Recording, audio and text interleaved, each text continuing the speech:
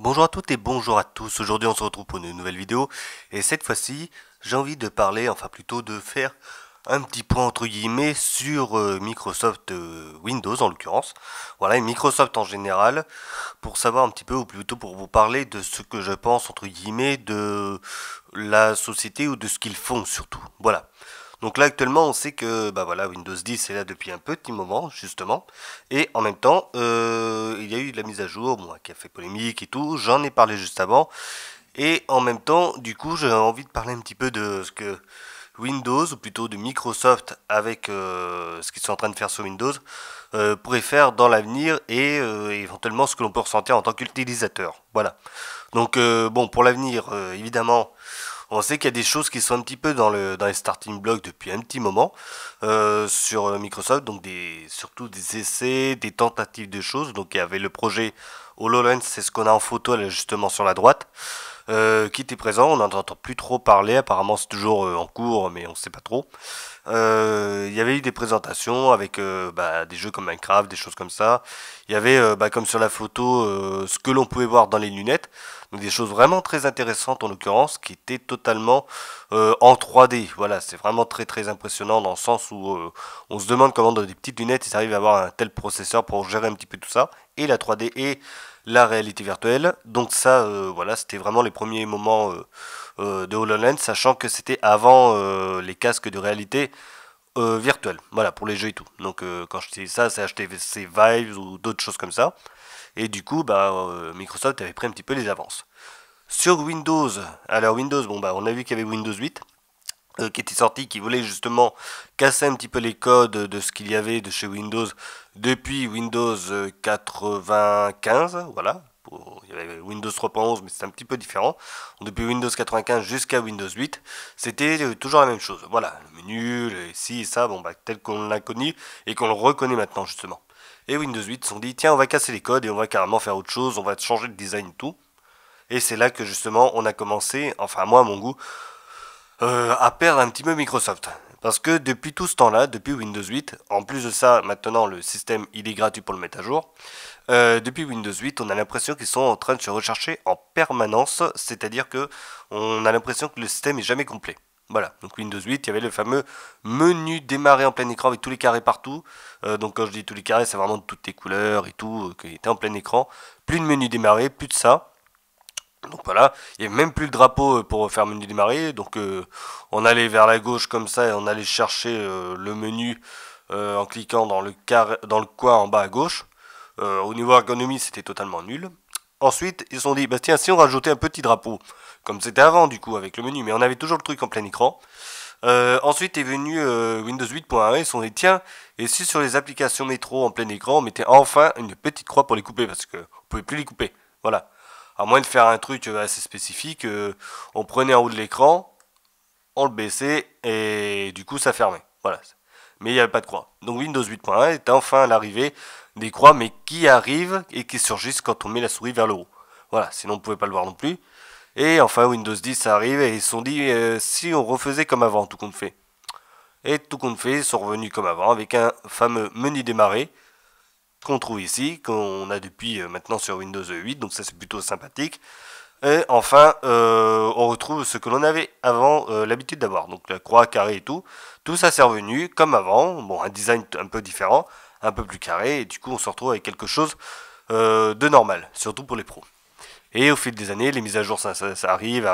Bon, il y a Microsoft Edge qui est arrivé quand même, le fameux, qui est ici, et qui ne cesse d'évoluer lui aussi depuis qu'il est arrivé.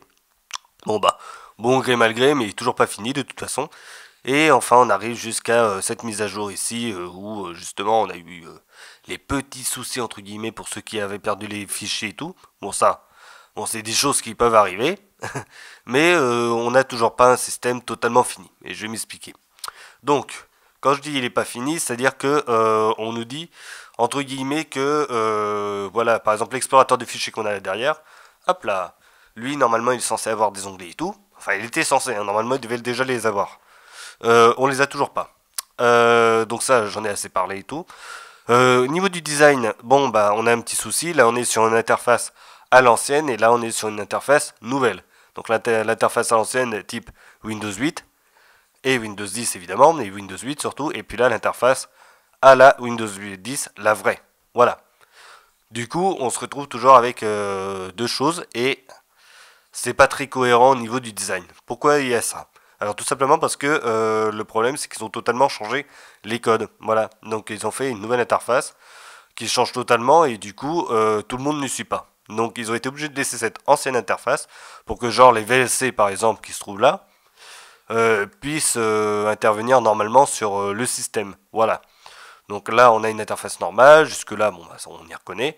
Là ça paraît cohérent. Par contre si je fais ça, hop là, et que je mets l'autre, je vais y arriver. Voilà.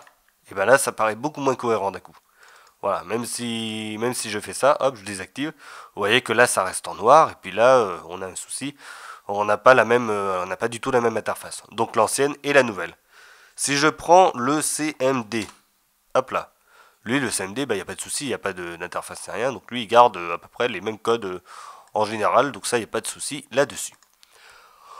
Donc c'est pour ça que je dis que le système pour moi il n'est pas totalement fini parce qu'il n'a pas fini en fait sa migration entre guillemets déjà au niveau du thème, au niveau de des fonctionnalités, tout n'est pas dedans.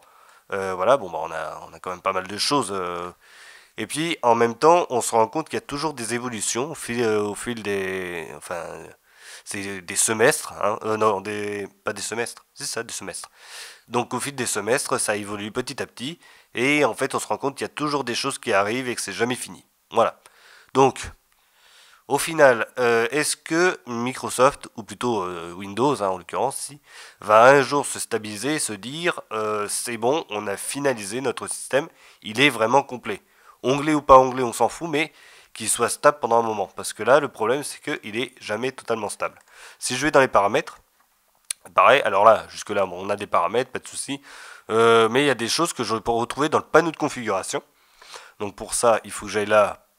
Hop là, ça doit être ça. Panneau de configuration. Et là, du coup, on a les deux en même temps. Ah bah tiens, il ne propose même pas quelle fenêtre je veux mettre. Voilà, panneau de configuration, panneau de configuration. Voilà, il y a les deux en même temps. Donc comme j'ai dit tout à l'heure, ancienne version et nouvelle version qui sont encore actuellement ensemble. Et du coup, ça fait une sacrée usine à gaz. Voilà. Donc si je reprends celui-là, hop, on revient là. Voilà, si je vais dans le système, il y a beaucoup de choses ici. Affichage, on y est déjà, le son, bon bah jusque là ça va. Et plus on descend, plus ça devient compliqué tout ça. Voilà, projection sur PC, expérience partagée, bon bah ça c'est en même temps dessus. Il y a l'histoire du presse-papier aussi que l'on peut avoir, ça c'est nouveau, on peut avoir un truc infini quasiment. Bureau à distance, bon bah ça voilà. Ah bah bureau à distance ça prend pas, il faut. Alors voilà, ça c'est par exemple ça, c'est bureau à distance il y est, mais il ne le prend pas en charge. Pourquoi le mettre? Autant ne pas le mettre, ça fait de la place en plus. Voilà. Donc c'est des petites choses comme ça, et puis c'est devenu une usine à gaz. Franchement, même dans les paramètres, à force, on s'y retrouve plus. Voilà. Donc, pourquoi il aurait peut-être pas été plus simple éventuellement d'avoir, quand on allume les paramètres, paramètres basiques et paramètres avancés. Et là, du coup, dans paramètres avancés, on aurait des petites choses pour l'affichage. La personnalisation, ça par contre, il faut le garder sur les paramètres simples. Le compte, quelques applications et bah, les mises à jour. Voilà. Le reste, non, j'ai oublié le jeu. Le reste, vraiment, quand c'est très très complexe, et par exemple sur les périphériques, stylé et tout, et ben ça on met sur la partie plus avancée du système, et du coup ce serait un petit peu plus sympa, on va dire. Voilà. Que ce soit moins complexe, entre guillemets, à gérer. Voilà. C'est là, du coup, c'est vraiment, bah, je l'ai dit, hein, c'est un peu une usine à gaz, du coup, ce système. Donc au final, est-ce que je comprends vraiment la direction de Windows, enfin la direction qu'ils veulent prendre ou pas? Honnêtement, je ne sais plus. Voilà. À un moment, je me suis dit, bon, c'est bon, ils ont trouvé leur truc, ils y vont, c'est parti. Et tout compte fait, non. On a une nouvelle mise à jour, on se dit, il va y avoir ça, et non, en fait, on ne l'a pas. On va y avoir une nouvelle mise à jour, il va y avoir ça, et non. Et au final, on attend, et on se retrouve toujours avec un truc qui n'est pas totalement complet. Voilà. Que ce soit pour le système en lui-même, ou que ce soit pour Edge. Et à chaque fois, il y a des nouvelles fonctionnalités qui arrivent petit à petit, petit à petit. Et plutôt que de faire tous les 6 mois quelque chose, autant déjà arrêter de changer toujours le thème, hein, ça sert à rien. Là, c'est bon, vous avez le thème, ça sert à rien de continuer. Vous le gardez pendant quelques années, celui-là, le temps que tout le monde s'y mette. Ensuite, il faut arrêter de me rajouter toujours des applications, des applications, des applications. Je pense que là, on est déjà plein. Il n'y a pas besoin de faire plus. Les disques durs ne peuvent plus suivre actuellement. Donc, je l'ai déjà vu. Hein, j'ai quand même mon père qui a acheté un ordinateur il n'y a pas si longtemps que ça. Il y avait déjà Windows 10. Il ne suit plus parce que justement, le disque dur travaille trop. Donc, il dit c'est long, c'est long, c'est long. Oui, mais malheureusement, il va falloir lui mettre un SSD. Voilà. Donc, c'est ça le problème. C'est est-ce qu'il pense aussi que Windows ne fonctionne pas que sur des SSD. Ça, c'est un petit peu le souci. Et je pense que là-dessus, on risque de perdre petit à petit l'efficacité au niveau du système, autant pour les personnes normales ou pour les pros. Parce qu'on se demande aussi si c'est vraiment pour les pros qui sont en train de le mettre en place. Voilà. Est-ce qu'ils y pensent? C'est à se demander. Et au final, ce style de thème que l'on a actuellement, le style moderne à l'heure actuelle, est-ce que celui-là aussi bloque pas un petit peu pour pouvoir faire des avancées au niveau du système? Est-ce que lui, justement, il n'est pas en même temps l'énorme frein pour pouvoir faire une avancée correcte sur le système? Est-ce qu'ils sont pas allés trop loin ou est-ce qu'ils n'ont pas voulu faire des choses trop complexes, on va dire? C'est pour ça, donc je sais pas trop. On dirait que le designer s'est amusé entre guillemets. Et c'est un petit peu comme si on avait par exemple Armani ou Dior ou des choses comme ça qui faisaient des vêtements. C'est pour que quelques personnes. Et du coup, le thème, je me demande si c'est un petit peu dans ce style-là. Le gars, il s'est pas amusé. Et le problème, c'est que ça va juste pour ça et pas pour autre chose. Voilà. Dans le sens où à un moment, il voulait faire les téléphones pareil avec le même style. HoloLens, là, on le voit, tiens, voilà, les carrés. Dans le même style et tout. Le problème, c'est qu'il n'est pas possible, avec ce thème-là, à l'heure actuelle, de le mettre partout. Voilà. Donc là, c'est mignon, c'est sympa, mais du coup, ça bloque même sur un PC. Donc, est-ce que ça vaut pas le coup plutôt, entre guillemets, pas vraiment de faire machine arrière, mais de garder, alors il est où le truc? Il est là. De garder ce style-là et d'y rester un sacré moment. On est passé au flat design depuis Windows 8, on y reste un moment, on n'y touche plus, et on améliore déjà le système en lui-même plutôt que de s'amuser à faire des effets de flou ou de je ne sais quoi, et au final perdre tout le monde, et même les fabricants de logiciels qui ne peuvent plus du tout suivre, à chaque fois ça change, les codes changent, enfin voilà, on ne peut plus du tout les suivre, et du coup Windows 10 pardon, se retrouve vraiment une usine à gaz qui n'est pas du tout cohérente au niveau du thème, au niveau de la philosophie et tout. Voilà. C'est toujours simple à utiliser, ça bug pas, ça y a pas de souci, mais pour moi il est jamais fini. Voilà, honnêtement.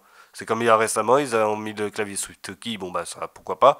Pour les tablettes, bon bah voilà, mais faut savoir que tout ce qu'ils rajoutent sur les autres systèmes, ils y sont depuis un sacré moment, ils sont déjà pris vachement d'avance. Si je peux prendre un exemple, par exemple macOS. macOS, bon bah, je suis pas fanboy d'Apple, hein, loin de là, vu que je fais que des vidéos sur Linux généralement et sur Windows. macOS, eux, ils ont compris ce que c'était qu'un système pour PC, pour ordinateur fixe et portable, et un système pour appareil mobile. Voilà. C'est pas les mêmes systèmes. Parce que là, le problème, c'est que Windows veut faire tout sur le même système. Ici, je peux mettre en mode tablette.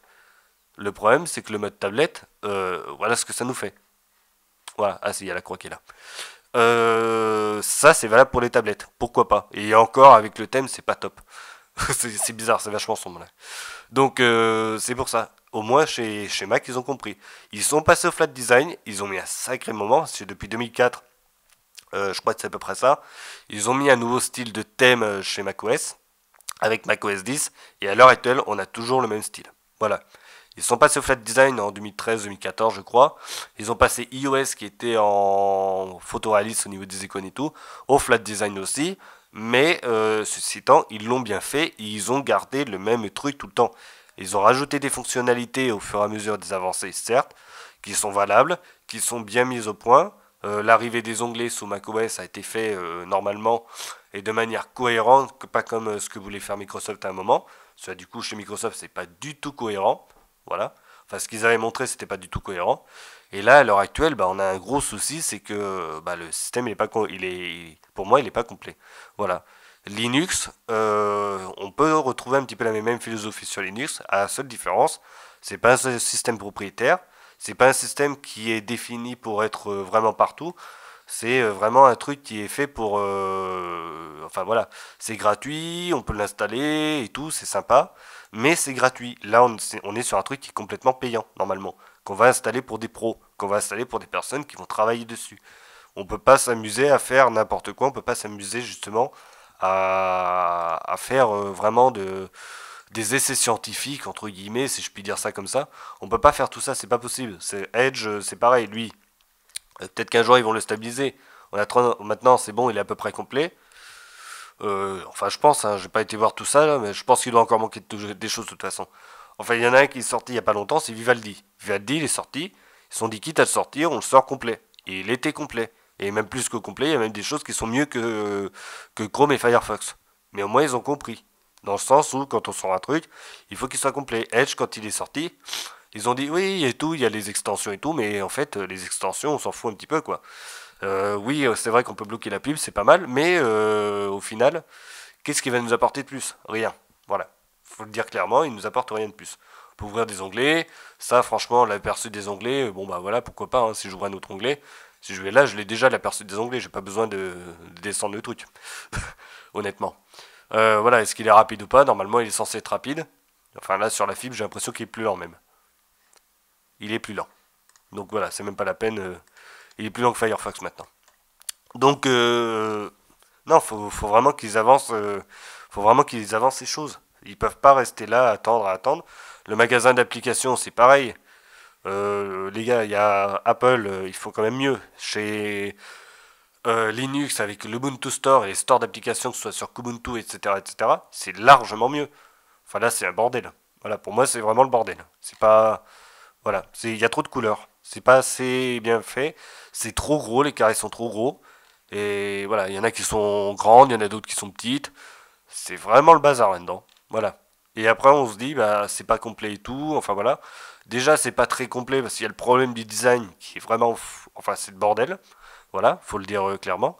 Le design en lui-même est trop complexe. Et en plus de ça, le store d'application, bah, c'est bizarre quoi. On se retrouve avec quelque chose de trop complexe. Bon, on peut s'y retrouver, hein, ça n'est pas de souci, mais au niveau visuel, c'est pas beau. Voilà.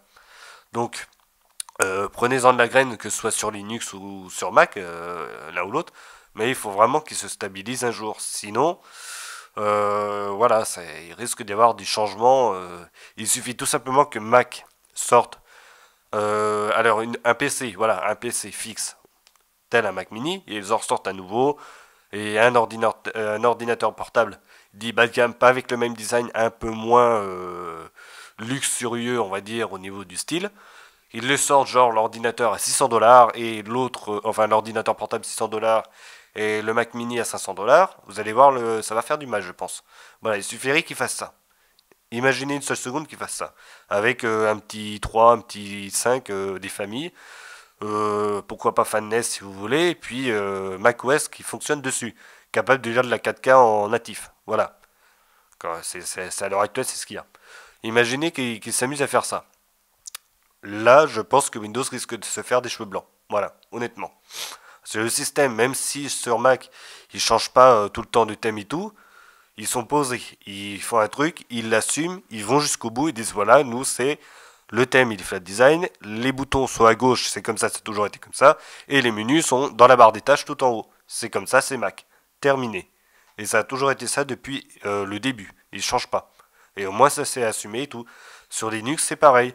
Quand on a du GNOME, bon, on aime ou on n'aime pas GNOME, moi honnêtement je suis pas fan, mais ils assument leur position et c'est comme ça qu'on arrive à faire quelque chose de cohérent. Sur KDE, ils assument une position où c'est plus ce design, entre guillemets, sans pour autant alourdir la machine. C'est assumé. Et XFCE, c'est pareil, c'est assumé. Ils se veulent un peu plus classiques, mais au moins c'est assumé. Et ça fonctionne très bien et ça change pas tout le temps. KDE, ça fait depuis un sacré moment, ça fait depuis KDE 4 qui est sorti il y a peut-être bien 10 ans, si je me trompe pas. C'est le même style. Voilà. Et ils vont pas changer tous les 3-4 matins. XFCE, c'est pareil. Et ça fait très très très longtemps que c'est comme ça. Gnome, bon bah il n'y a pas si longtemps que ça a changé, mais avant on avait le Gnome 2 qui était resté depuis 10 ans, 15 ans. Donc ça ne change pas. Et là sur Windows, il change tous les 6 mois. Et là c'est pas possible, tous les 6 mois on peut pas changer de choses en permanence. Oui, il faut évoluer, mais il faut pas non plus faire de l'utilisateur, je pense, une expérience scientifique entre guillemets. Voilà, et j'ai l'impression qu'on est plus là-dessus, sur une expérience scientifique. Et j'ai envie de dire que même si sur Linux on peut se retrouver un petit peu avec ça, avec toutes les distributions et tout, comme je le dis encore, Linux c'est gratuit. Les distributions en général, elles sont gratuites. S'il y en a qui sont que payantes, faut le savoir. Mais en général, quand vous allez sur du Ubuntu, quand vous allez sur du Linux Mint, du Debian, du Arch Linux, etc., tout ça c'est gratuit. Voilà, et il y en a pour pour tous les goûts. Donc s'il y a un plan, s'il y a un pépin, s'il y a quoi que ce soit, c'est moins grave. Là, sur Windows, sachant qu'on paye une licence assez chère, je pense qu'on ne peut pas se permettre de faire ce genre de choses. Voilà, donc je pense que voilà, j'ai à peu près tout dit, c'est un petit billet d'humeur, mais c'est pour dire tout simplement que Windows, j'ai l'impression qu'il se cherche encore. Voilà, et à l'heure actuelle, je vois pas comment on peut continuer comme ça avec un système qui est de plus en plus lourd, qui oublie qu'il y a des disques durs, qui est toujours en train de faire des essais en permanence, qui rajoute des fonctionnalités, qui les enlève pour en remplacer par d'autres, et puis qui au final n'écoutent pas totalement leurs utilisateurs, qui depuis le début de Windows 10 et de la mise en place du hub de commentaires, c'est un truc pour pouvoir parler aux, aux personnes qui s'occupent de Microsoft, de Windows plutôt, ceux qui le programment, ça fait un sacré moment et quasiment depuis le début qu'ils disent on veut des onglets sur le navigateur de fichiers, c'est tout. Et ils ont été nous pondre quand même un navigateur avec des fichiers qui dès qu'on ouvre un navigateur de fichiers avec des onglets, pardon, qui dès qu'on ouvre un onglet ouvre Edge. Là on se demande pourquoi. Alors que c'est pourtant très simple. Sur Mac, quand on est sur Mac, c'est un système propriétaire. Je fais toujours la référence à Mac parce que justement on peut le comparer à Windows dans le sens où normalement il est payant le truc. Voilà, il est payant parce qu'on le paye quand on achète l'ordi. Sur Mac, quand on ouvre un onglet dans l'explorateur de fichiers, on ouvre un onglet qui va sur les fichiers. On n'ouvre pas un onglet qui va ouvrir Edge, enfin un navigateur internet. C'est cohérent. Que là c'était complètement le bordel. Voilà, donc je sais pas comment ils pensent chez Microsoft, quelle est l'idée en fait qu'ils ont derrière la tête pour pouvoir réaliser un système d'exploitation, mais on dirait que ils se compliquent la vie, et même avec le thème qu'ils sont en train de mettre en place, le thème qui est déjà en cours, le thème moderne, ils sont bloqués. Alors peut-être il faudrait, je pense, faire quelque chose de complètement différent, tout repenser, tout effacer, recommencer à zéro pour faire un truc cohérent. Voilà, s'ils n'y arrivent pas, il vaut mieux faire ça. Voilà, à mon avis. Parce que si les autres ils y arrivent, même KDE qui est quand même beaucoup plus complexe au niveau du graphisme, ils y sont arrivés. Donc c'est pour dire. Voilà, c'est tout pour aujourd'hui. On se retrouve pour une prochaine vidéo. Et vous, du coup, dans les commentaires, vous me dites ce que vous en pensez de ce fameux Windows et de la société Microsoft, comment ils évoluent et tout. Parce que malgré tout, ils ont quand même réussi à faire un truc cohérent jusque-là avec Windows, sauf à partir de Windows 8. Mais sur les consoles, ça marche. Donc je vois pas pourquoi ils n'arriveraient pas à continuer sur Windows. Ça devrait très bien marcher. Et les carrés, le style des carrés comme on a sur le menu démarrer, oui, sur la console, ça marche bien. Mais là, parce que c'est pareil sur la console, c'est tout sur le même thème, hein, c'est la même couleur les carrés. Que là, c'est pas cohérent et c'est pas beau. Voilà. Donc, il y a un moment, faut qu'ils se décident. C'est ce qu'il faut se dire. Voilà.